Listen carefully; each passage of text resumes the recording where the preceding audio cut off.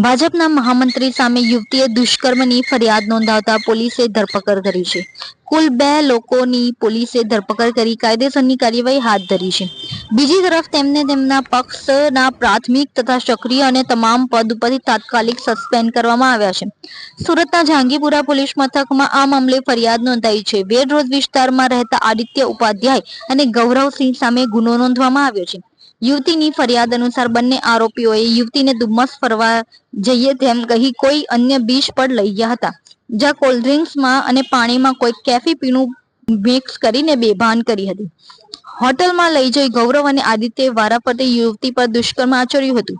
હાલ આ મામલે જહાંગીરપુરા પોલીસે ગુનો નોંધી તપાસ શરૂ કરી હતી. આ ઘટનાએ સુરતના રાજકારણમાં ચકચાર મચાવી છે, કારણ કે આરોપી આદિત્ય ઉપાધ્યાય સુરતના વોર્ડ નંબર 8ના ભાજપના મહામંત્રી છે.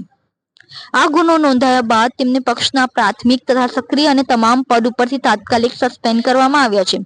આ મામલે ડીસીપીએ જણાવ્યું હતું કે ગઈકાલે રાત્રે જહાંગીરપુરા પોલીસ સ્ટેશનમાં એક બલાત્કાર સંબંધી રજૂઆત મળી હતી, જે અનુસંધાને ગુનો દાખલ કરવામાં આવ્યો છે, જેમાં ભોગ બનનાર દ્વારા 2 આરોપીઓ હોવાનું જણાવતા ગેંગ રેપની કલમો મુજબનો ઉમેરો કરવામાં આવ્યો છે.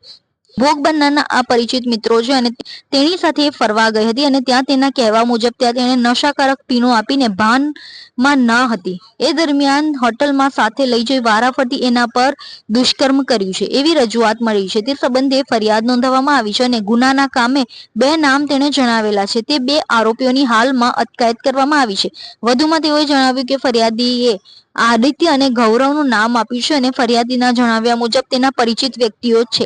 હાલ તે બંનેની પોલીસ દ્વારા અટકાયત કરવામાં આવી છે અને ભોગ બનનારે જે વિગત જણાવી છે એ મુજબની તપાસની કાર્યવાહી હાલ શરૂ